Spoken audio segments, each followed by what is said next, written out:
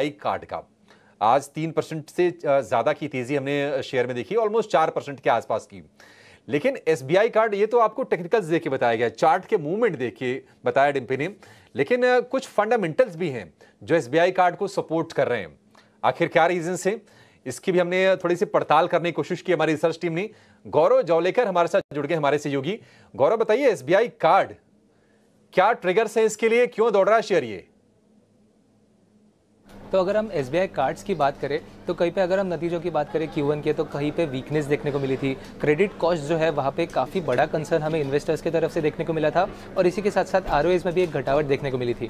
But उसके बावजूद अगर हम स्टॉक परफॉर्मेंस की बात करें तो कहीं पे एक पॉजिटिव ट्रेंड हमें देखने को मिल रहा है। अगर हम बात करें पिछले कुछ दिनों में, तो वहाँ पर भी एसबीआई कार्ड्स में एक पॉजिटिव ट्रेंड हमें शेयर प्राइस में देखने को मिल रहा है। और उसका मेन रीज़न ये है कि कहीं पे अगर हम बात करें रेट कट्स की, तो वहाँ पे एक ऑप्टिमिज्म जो है वो एसबीआई कार्ड्स की तरफ इन्वेस्टर्स का बनते हुए देखने को मिल रहा है। अगर हम देखें यूएस फेड के मीटिंग की, तो वहाँ पे दर्शाया गया था कि यूएस में कहीं पे रेट कट्स हो सकते हैं और इसी के बाद अगर हम बात करें इमर्जिंग मार्केट जैसे इंडिया हो गया, तो वहाँ पे भी रेट कट्स हमें देखने को मिल सकता है।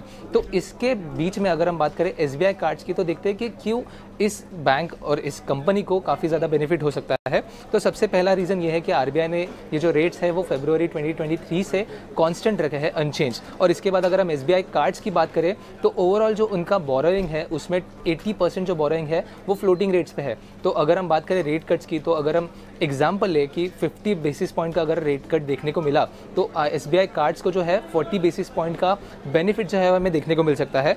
अगर फिलहाल का कॉस्ट ऑफ फंड की बात करें तो कहीं पे 7.5% पे है। कॉस्ट ऑफ फंड जो है वो पिछले कुछ क्वार्टर में आगे बढ़ते हुए हमें देखने को मिल रहा है। बट जैसे ये कॉस्ट ऑफ फंड नीचे गिर जाए तो हमें एक अच्छा बेनिफिट जो है वो नेट इंटरेस्ट मार्जिन में भी देखने को मिल सकता है। इसके बावजूद अगर हम बात करें तो Q3 में कहीं पे हमें सीज़न जो है वो कहीं पे फेस्टिवल सीज़न भी देखने को मिल सकता है, तो कार्ड्स में भी एक अपटिक देखने को मिल सकती है। अगर हम बात करें दूसरे कुछ एस्पेक्ट्स की, तो जो क्रेडिट कॉस्ट है वहाँ पे 8.5% के बावजूद भी कंपनी का ROA जो कि रिटर्न ऑन एसेट है वो एक अच्छे लेवल पे, जो कि 4% से भी ज़्यादा लेवल पे कंपनी ने मेंटेन किया है। तो वहाँ पे भी एक ऑप्टिमिज्म जो है वो शेयर होल्डर्स की तरफ से देखने को मिल रहा है। और आखिर में अगर हम बात करें शेयर होल्डिंग के price to book value ratio की भी, तो वहाँ पे भी कहीं पे 4.6 टाइम्स पे ये प्राइस टू बुक है, जो कि कुछ पिछले सालों से एक लो लेवल पे हम कह सकते हैं। अगर हम बात करें ब्रोकरेजेस की भी, तो उनका भी मानना है कि एसबीआई कार्ड जो है वो एक बिगेस्ट बेनिफिशियरी हो सकता है रेट कट्स का, और इसी के चलते हमें शेयर में भी देखा तो एक तेज़ी देखने को मिली थी।